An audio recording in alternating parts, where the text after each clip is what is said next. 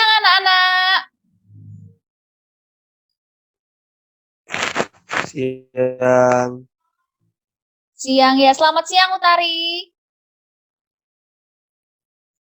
Selamat siang. Ya baik, pada hari ini bertemu lagi bersama Ibu dalam pelajaran Bahasa Indonesia untuk kelas 11. Nah, baik, yang belum siap tolong dipersiapkan terlebih dahulu untuk posisi duduk. Silahkan memposisikan diri dengan baik terlebih dahulu. Sebelumnya juga silahkan menyiapkan juga peralatan-peralatan sekolah seperti buku dan ballpoint untuk nanti mencatat materi-materi yang Ibu sampaikan. Ya, jika sudah, mari kita memulai pelajaran pada siang hari ini dengan berdoa terlebih dahulu. Silahkan Ketua kelas memimpin doa, Robert. Mari teman-teman, sebelum kita memulai pelajaran pada hari ini, marilah kita berdoa. Doa mulai. Cukup.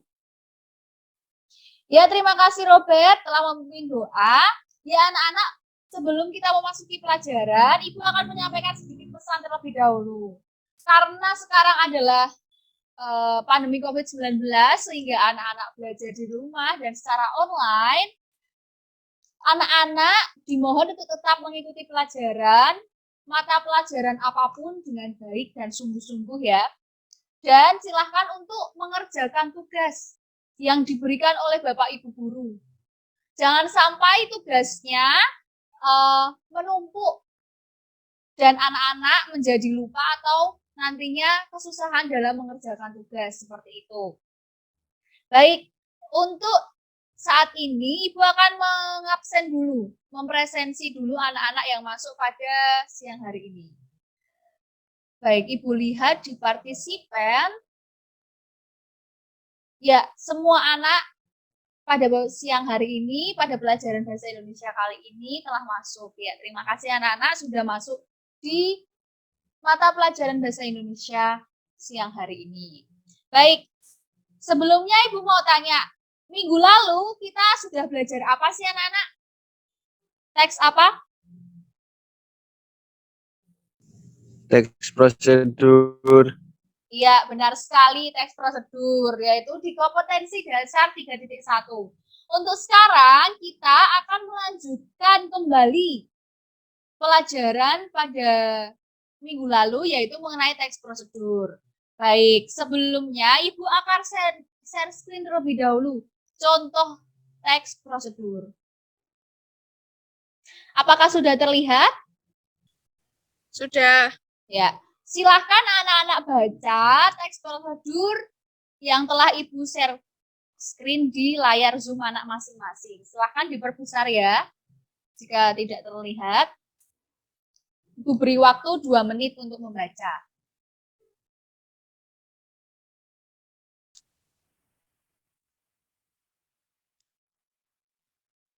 Ya, apakah anak-anak sudah selesai membaca?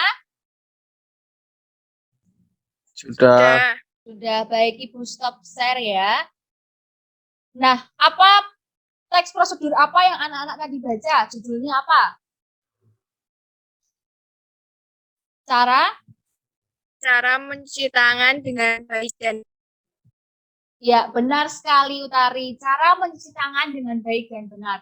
Nah, di situ ada contoh teks prosedur. Nah, sekarang Ibu akan share screen mengenai materi yang akan kita bahas pada siang hari ini.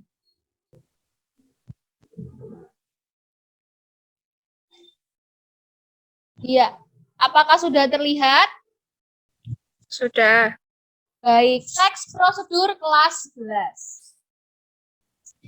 Nah, kompetensi dasar yang akan kita pelajari bersama pada pertemuan kali ini yaitu mengenai kompetensi dasar 3.2, menganalisis struktur dan kebahasaan teks prosedur. Indikator pencapaian kompetensi yang akan dilalui oleh anak-anak yaitu yang pertama, menentukan struktur dan kebahasaan teks prosedur dengan cermat. Yang kedua, menguraikan struktur dan kebahasaan teks prosedur dengan tepat. Dan yang ketiga adalah menyimpulkan struktur dan kebahasaan teks prosedur dengan tepat gitu. Sebelum memasuki materi selanjutnya, apakah ada yang ingin ditanyakan terlebih dahulu? Belum.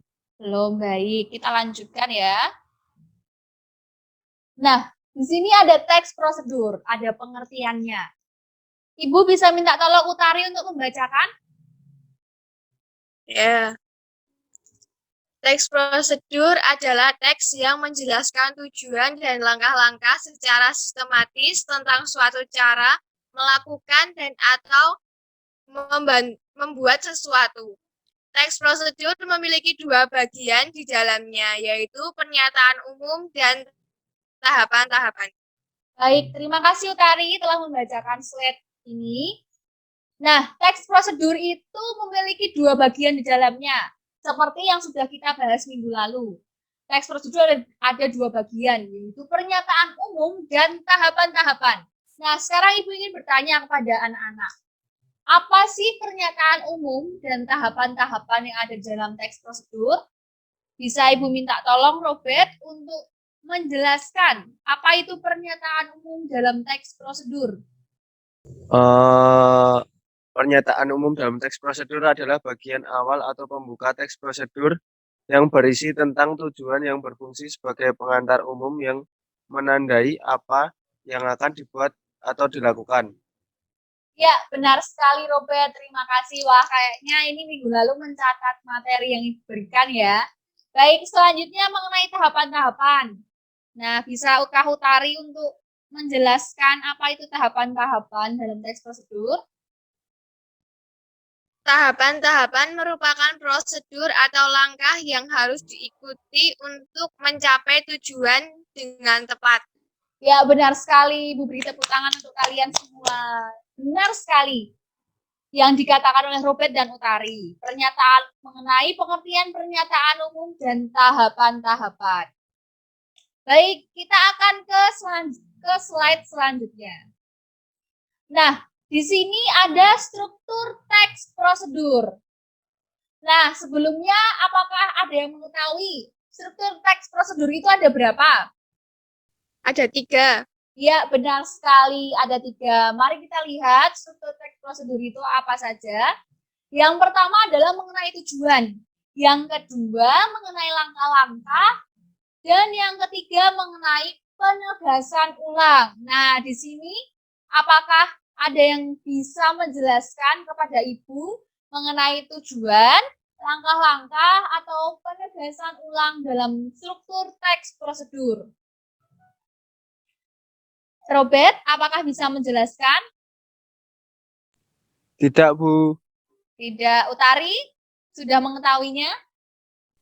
Belum, Bu. Baik. Silahkan kalian mencatat apa yang Ibu berikan dan apa yang Ibu jelaskan ya. Nah, dalam teks prosedur terdapat 3 struktur di dalamnya, yaitu terdapat tujuan, langkah-langkah, dan penegasan ulang. Tujuan dalam teks prosedur itu berupa kalimat integratif sebagai pembuka teks sebelum masuk ke topik yang dibahas yang berisi maksud adanya teks prosedur tersebut. Dalam bagian tujuan juga dijelaskan hasil akhir yang akan dicapai dalam melakukan tahapan-tahapan pada teks prosedur.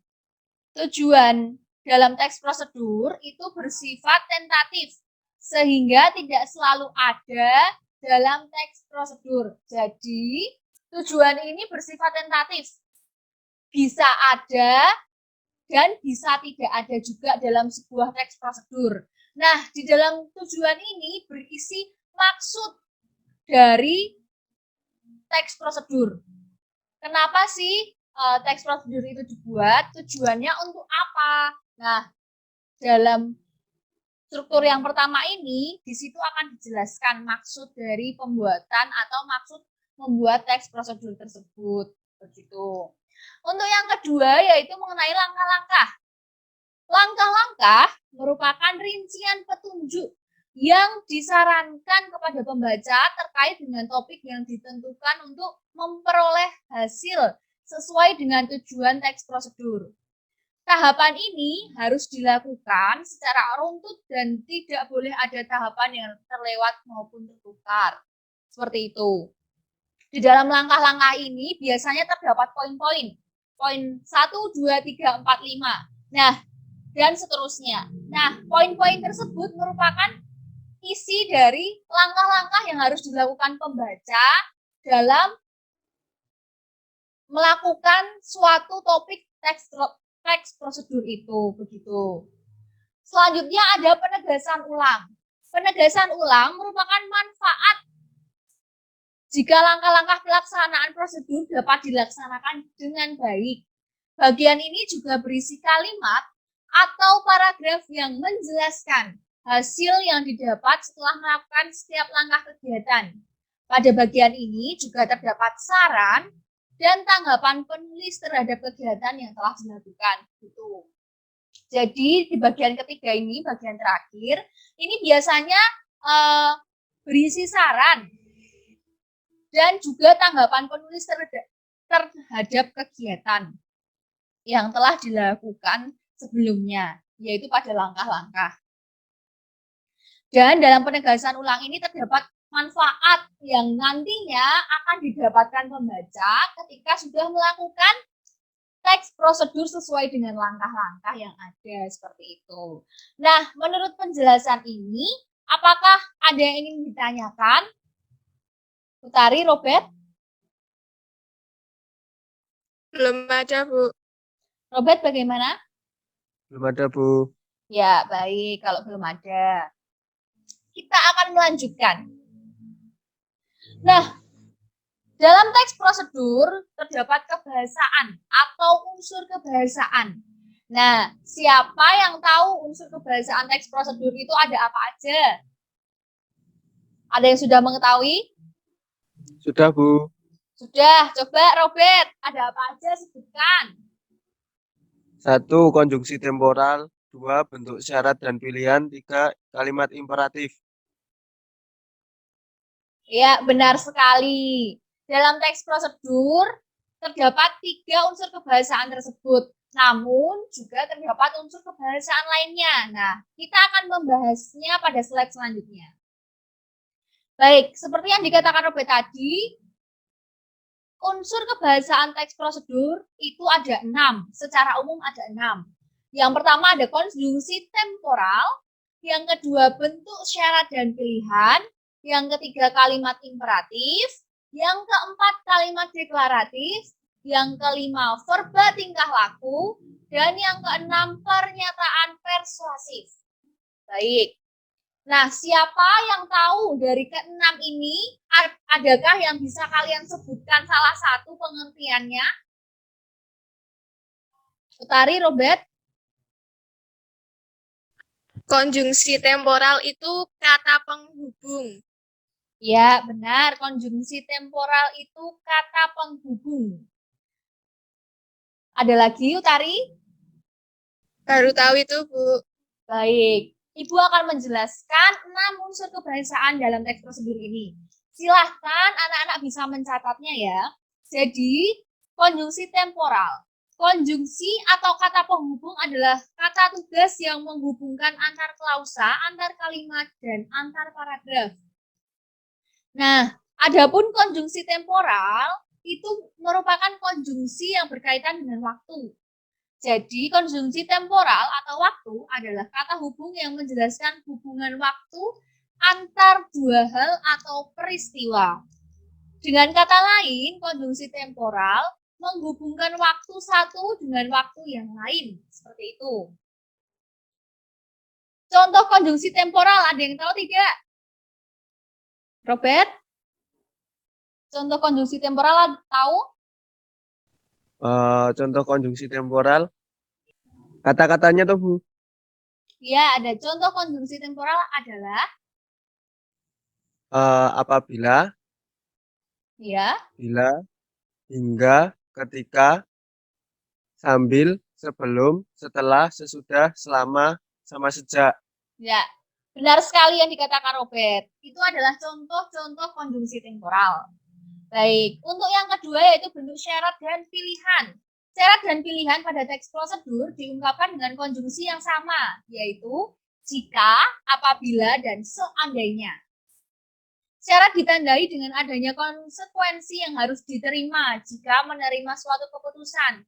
Adapun pilihan ditandai dengan adanya dua hal atau lebih yang dapat dipilih. Nah, di sini Ibu akan memberikan contoh dari syarat. Jika Anda ingin mendapatkan rasa manis yang pas, cukup tuangkan gula sebanyak 3 sendok. Nah, di sini merupakan kalimat syarat. Jika kita menginginkan rasa yang manis, konsekuensinya harus menuangkan gula sebanyak 3 sendok seperti itu. Sedangkan untuk contoh pilihan, yaitu kalimatnya begini. Gunakanlah gelas atau cangkir keramik untuk menyajikan kopi. Nah, dalam contoh tadi itu kita memiliki dua pilihan alternatif, yaitu tempat untuk menyajikan kopi, gelas atau cangkir, seperti itu. Selanjutnya kalimat imperatif. Ada yang tahu kalimat imperatif itu apa? Kalimat yang mengandung perintah, Bu. Ya, benar sekali Robert. Contohnya apa? Contohnya kata apa? Masukkan, Ya, benar. Selain itu? tuangkan, Ya, benar. sama sajikan. Ya, benar sekali. Jadi, kalimat imperatif itu mengandung perintah. Oleh karena itu, kalimat imperatif adalah kalimat yang berfungsi untuk meminta atau melarang seseorang untuk melakukan sesuatu. Seperti yang sudah diberikan contoh oleh Robert tadi, kata masukkan, tuangkan, sajikan, itu termasuk kalimat imperatif. Contohnya yaitu masukkan kopi bubuk ke dalam cangkir. Nah, itu merupakan kalimat perintah. Selanjutnya adalah kalimat deklaratif. Kalimat deklaratif adalah kalimat yang bersifat pernyataan. Fungsinya dari kalimat deklaratif ini ialah untuk memberitahukan informasi atau berita tentang sesuatu. Jadi kalimat deklaratif ini untuk memberikan informasi kepada pembaca, seperti itu. Selanjutnya ada verba tingkah laku. Verba tingkah laku adalah perbuatan yang mengacu pada tindakan berdasarkan ungkapan. Verba tingkah laku dilakukan secara lisan. Contohnya, tunggu kira-kira 5 menit, tunggu sampai matang, tetap pertahankan, dan lainnya. Jadi di sini mengacu pada tindakan berdasarkan ungkapan, seperti itu. Selanjutnya ada pernyataan persuasif. Nah, ada yang bisa membantu Ibu apa itu pernyataan persuasif? Ada yang bisa? Belum tahu, Bu. Oh iya, baik. Nggak apa-apa, kita belajar bersama. Jadi, pernyataan persuasif itu banyak ditemukan di dalam teks prosedur. Pernyataan persuasif digunakan sebagai ajakan maupun anjuran bagi pembaca. Biasanya, pernyataan persuasif mengandung kata dan atau frasa sebaiknya, akan lebih baik jika, seharusnya, dan lain-lain. Nah, di sini ada contoh kalimat persuasif, yaitu kata sebaiknya kamu meminta izin apabila hendak pulang malam. Nah, itu merupakan kalimat persuasif. Ada lagi juga contohnya, akan lebih baik jika kamu mewarnai menggunakan krayon daripada pensil warna. Nah, itu adalah 6 unsur kebahasaan teks prosedur. Baik, Ibu akan bertanya kepada kalian, apakah ada yang ingin ditanyakan kepada Ibu? Apakah ada yang belum jelas? Tidak, Bu. Sudah jelas. Baik, slide selanjutnya. Ini adalah kata motivasi dari Ibu. Belajar merupakan kunci kesuksesan. Jadi anak-anak kita, anak-anak sebagai siswa harus rajin belajar. Belajar banyak hal, tidak hanya belajar mata pelajaran saja, supaya kunci kesuksesan kalian dapatkan, seperti itu. Nah, setelah mempelajari materi-materi itu, Ibu akan memberikan lembar kerja kepada kalian. Dibentuk atau dikerjakan secara kelompok. Nah, satu kelompok 2 orang. Jadi utari bersama Robert ya. Ibu stop share dulu. Nah, Ibu sudah membagikan di WhatsApp grup kelas itu ada lembar kerja peserta didik. Nah, seperti ini. Apakah anak-anak sudah mendapatkan lembar kerja peserta didiknya? Sudah. Ya, di lembar kerja peserta didik ini, anak-anak akan mengerjakan 2 soal. Silakan anak-anak mengisi hari, tanggal, nama kelompok anggota, kelas, materi pokok seperti ini. Nah, kerjakan soal berikut ini. Anak-anak harus menyebutkan dan menjelaskan struktur dan kebahasaan teks prosedur seperti yang sudah Ibu tayangkan tadi di materi dan yang sudah Ibu jelaskan tadi. Silakan anak-anak isi. Selanjutnya, anak-anak harus tentukan struktur dan kebahasaan pada teks prosedur membuat pupuk kompos sendiri. Nah, ini. Anak-anak silahkan tentukan struktur dan kebahasaannya. Silahkan dibaca dan ditentukan. Ibu akan memberi waktu kalian untuk mengerjakan. Nah, silahkan bisa dikerjakan mulai dari sekarang.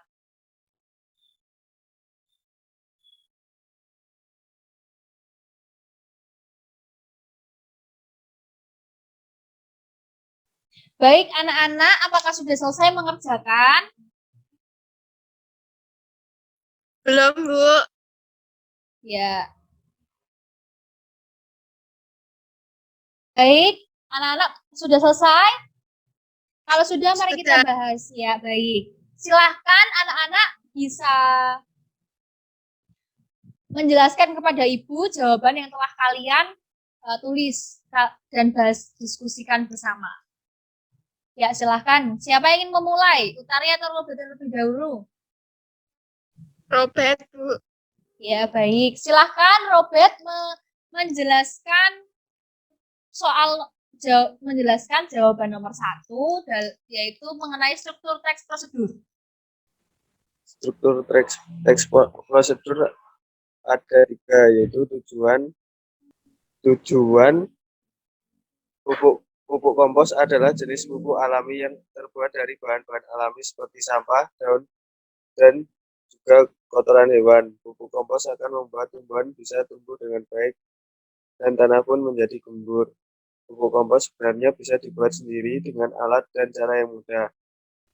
Langkah-langkah. 1. Siapkan bahan dan alat seperti kotoran ternak, jerami yang dicacah, air, arang, sekam, sampah daun, bubuk, gergaji, M4, gula pasir, cangkul, skop, karung goni, dan sarung tangan. 2. Siapkan media untuk membuat pupuk yang terlindungi dari sinar matahari dan hujan, dan seterusnya. Penegasan ulangnya adalah dengan menggunakan pupuk kompos, tanaman akan semakin tumbuh dengan subur, sehat, dan indah. Ya, Bu. Ya, baik. Nah, sekarang Utari silahkan di teks prosedur membuat pupuk kompos itu ada berapa unsur kebahasaan di dalamnya? Ya. Terdapat 4 kebahasaan dalam teks prosedur tersebut. 1. Konjungsi temporal. Konjungsi temporalnya terdapat, contohnya periksa adonan pupuk di hari keempat. Terus yang kedua, bentuk syarat dan pilihan.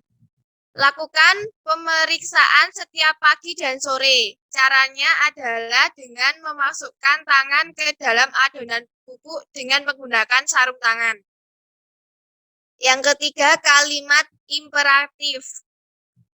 Terdapat pada langkah-langkah, yaitu kata siapan, buatkan, lakukan, dan periksa. Yang keempat, kalimat deklaratif. Pupuk kompos adalah jenis pupuk alami yang terbuat dari bahan-bahan alami seperti sampah, daun, dan juga kotoran hewan. Sudah? Ya. Ya, terima kasih. Ya, benar sekali jawaban untuk Utari dan Robert. Benar sekali. Ibu sudah mengoreksinya juga tadi. Nah, silakan sekarang menjawab jawaban untuk sebelumnya, yaitu soal yang pertama, sebutkan dan jelaskan struktur dan kebahasaan teks prosedur. Karena ini ada 2 soal, Utari dan Robert sudah menjawab soal yang kedua. Oh, yaitu pada teks prosedur membuat pupuk kompos sendiri. Nah, sekarang Ibu ingin Utari dan Robert untuk menjawab soal yang pertama. Sebutkan dan jelaskan struktur dan kebahasaan teks prosedur. Silahkan, siapa yang ingin menjawab terlebih dahulu? Saya, Bu. Ya, boleh. Silahkan, Robert. Tujuan. Teks prosedur umumnya diawali dengan judul yang merupakan topik inti dari kegiatan yang dilakukan, kemudian dilanjutkan dengan tujuan yang berupa kalimat introgatif sebagai pembuka teks sebelum masuk ke topik yang dibahas yang berisi maksud adanya teks prosedur. Dalam bagian tujuan juga dijelaskan hasil akhir yang akan dicapai dalam melakukan tahapan-tahapan pada teks prosedur. Tujuan bersifat tentatif sehingga tidak selalu ada dalam teks prosedur. Langkah-langkah atau petunjuk. Langkah-langkah merupakan rincian petunjuk yang disarankan kepada pembaca terkait dengan topik yang ditentukan untuk memperoleh hasil sesuai dengan tujuan teks prosedur. Tahapan ini harus dilakukan secara runtut dan tidak boleh ada tahapan yang terlewat ataupun tertukar. Penegasan ulang atau penutup. Penegasan ulang merupakan manfaat jika langkah-langkah pelaksanaan prosedur dapat dijalankan dengan baik. Bagian ini juga berisi kalimat atau paragraf yang menjelaskan hasil yang didapat setelah melakukan setiap langkah kegiatan. Pada bagian ini juga terdapat saran dan tanggapan penulis terhadap kegiatan yang telah dilakukan. Ya, baik. Terima kasih, Robert, telah menjawab soal yang pertama mengenai struktur teks prosedur. Baik, untuk soal pertama dengan jawaban kedua yaitu pada kebahasaan teks prosedur, silahkan Utari. 1. Konjungsi temporal. Konjungsi atau kata penghubung adalah kata tugas yang menghubungkan antar klausa, antar kalimat, dan antar paragraf. Adapun konjungsi temporal atau waktu adalah kata hubung yang menjelaskan hubungan waktu antar 2 hal atau peristiwa. Dengan kata lain, konjungsi temporal menghubungkan waktu satu dengan waktu yang lain.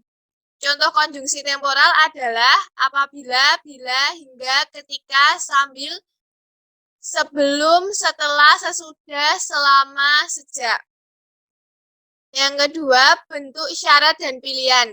Syarat dan pilihan pada teks prosedur diungkapkan dengan konjungsi yang sama, yaitu jika, apabila, atau seandainya. Syarat ditandai dengan adanya konsekuensi yang harus diterima jika menerima suatu keputusan. Adapun pilihan ditandai dengan adanya 2 hal atau lebih yang dapat dipilih. 3. Kalimat imperatif. Kalimat yang mengandung perintah disebut kalimat imperatif. Oleh karena itu, kalimat imperatif adalah kalimat yang berfungsi untuk meminta atau melarang seseorang untuk melakukan sesuatu. 4. Kalimat deklaratif. Kalimat deklaratif adalah kalimat yang berisi pernyataan. Fungsinya ialah untuk memberikan informasi atau berita tentang sesuatu. Yang kelima, verba tingkah laku. Verba tingkah laku adalah perbuatan yang mengacu pada tindakan berdasarkan ungkapan. Verba tingkah laku dilakukan dengan lisan. Contoh, tunggu kira-kira 5 menit, tunggu sampai matang, tetap pertahankan, dan lainnya. Yang keenam, pernyataan persuasif. Pernyataan persuasif juga banyak ditemukan di dalam teks prosedur. Pernyataan persuasif digunakan sebagai ajakan maupun anjuran bagi pembaca. Biasanya pernyataan persuasif mengandung dan atau frasa sebaiknya, akan lebih baik jika, seharusnya, dan lain-lain. Ya, baik. Anak-anak, Ibu minta tolong untuk kalian on cam terlebih dahulu. Silahkan on cam, Robert. Ya, beri tepuk tangan untuk kalian semua. Jawaban kalian sudah benar. Nah, Ibu rasa untuk kerja kelompok ini mengenai struktur teks prosedur dan kebahasaan teks prosedur, anak-anak sudah memahaminya dengan dikerjakan secara berkelompok. Nah, sekarang Ibu akan memberikan kalian tes sekali lagi, yaitu tes dengan secara individu melalui kuisis. Nah, Ibu akan siapkan terlebih dahulu ya. Silahkan nanti anak-anak bisa mengerjakan ini secara waktu bersamaan. Ibu akan membagikan kodenya terlebih dahulu. Ya, Ibu akan membagikannya. Silahkan nanti anak-anak bisa. Apakah sudah diterima kodenya? Sudah, silakan anak-anak masuk terlebih dahulu. Ibu akan share screen sekarang.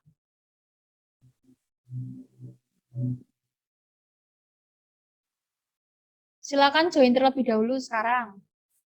Mari kita mulai. Ini adalah soal dengan waktu 10 detik.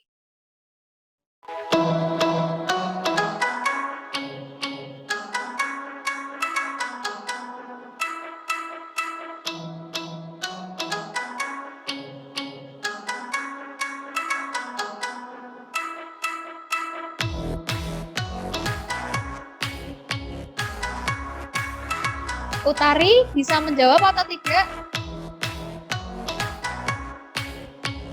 Utari. Bisa, Bu. Oh ya, soalnya di sini Utari belum menjawab ya. Kita lanjutkan.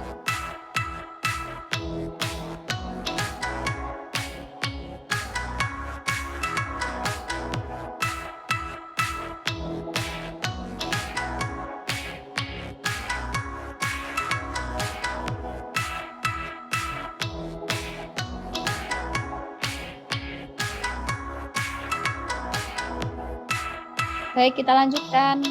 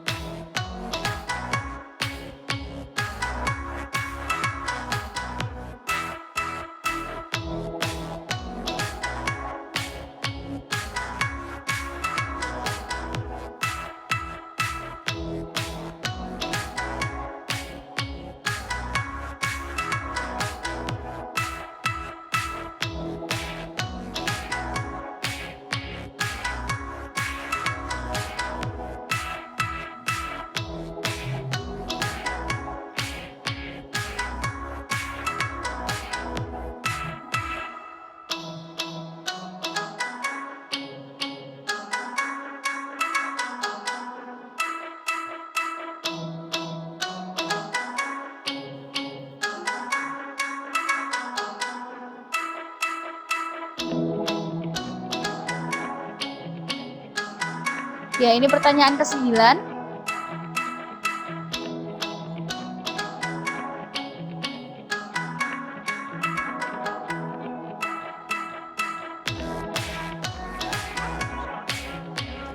Dan ini adalah pertanyaan terakhir ya.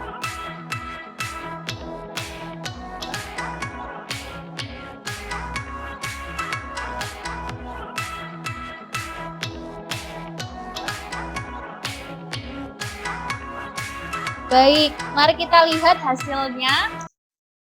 Ya, Robert ada di peringkat pertama dengan nilai 7.270 dan Utari ada di peringkat kedua. Baik. Ibu stop share. Baik. Nah, menurut Ibu tadi dengan hasil yang sudah anak-anak dapatkan, anak-anak telah mampu mengerjakan dan telah mampu memahami mengenai struktur dan kebahasaan teks prosedur. Nah, sekarang adalah waktunya untuk kesimpulan. Silakan anak-anak untuk on kamera ya. Kita akan ada di waktu kesimpulan. Baik. Jadi teks prosedur itu memiliki struktur dan kebahasaan. Struktur teks prosedur itu ada berapa anak-anak? 3. 3 apa saja? Tujuan, langkah-langkah penegasan ulang. Ya, benar sekali. Selanjutnya, unsur kebahasaan dalam teks prosedur ada? Ada berapa? Ada 6. Ya, apa saja? Konjungsi temporal, bentuk syarat dan pilihan, kata imperatif, kalimat deklaratif, verba tingkah laku, pernyataan persuasif. Ya, benar sekali. Terima kasih anak-anak. Kita tepuk tangan untuk anak-anak sekalian. Jawaban anak-anak sudah benar. Nah, dapat disimpulkan bahwa anak-anak sudah memahami struktur dan kebahasaan teks prosedur. Dengan demikian, untuk pelajaran pada siang hari ini telah selesai. Dan silakan anak-anak mengerjakan tugas pengayaan yang sudah Ibu berikan melalui Google Classroom dan dikumpulkan minggu depan. Baik anak-anak, bisa dipahami ya? Ya, Bu. Ya, terima kasih. Nah, pada kesempatan kali ini, pembelajaran kita mengenai teks prosedur kompetensi dasar 3.2 menganalisis struktur dan kebahasaan teks prosedur sudah selesai. Terima kasih anak-anak sudah mengikuti pelajaran pada siang hari ini. Semoga anak-anak dalam keadaan selalu sehat dan mengenai COVID-19 ini kita harus tetap selalu di rumah aja dengan menggunakan protokol kesehatan yang berlaku, yaitu jangan lupa mencuci tangan, memakai masker, membawa hand sanitizer bila keluar, menjaga jarak, dan makan makanan yang bergizi. Terima kasih telah mengikuti pelajaran pada siang hari ini. Mari kita tutup pelajaran siang hari ini dengan berdoa. Silakan Robert memimpin doa. Mari teman-teman, sebelum kita mengakhiri pembelajaran hari ini, marilah kita berdoa. Berdoa menurut agamanya masing-masing, dipersilakan. Cukup. Ya, terima kasih Robert dan Utari sudah mengikuti pelajaran ini dari awal hingga akhir. Semoga ilmu yang kalian dapatkan dapat bermanfaat untuk kalian semua di masa yang akan datang. Terima kasih semua dan selamat siang. Selamat siang. Silakan boleh meninggalkan Zoom dan melanjutkan pelajaran selanjutnya.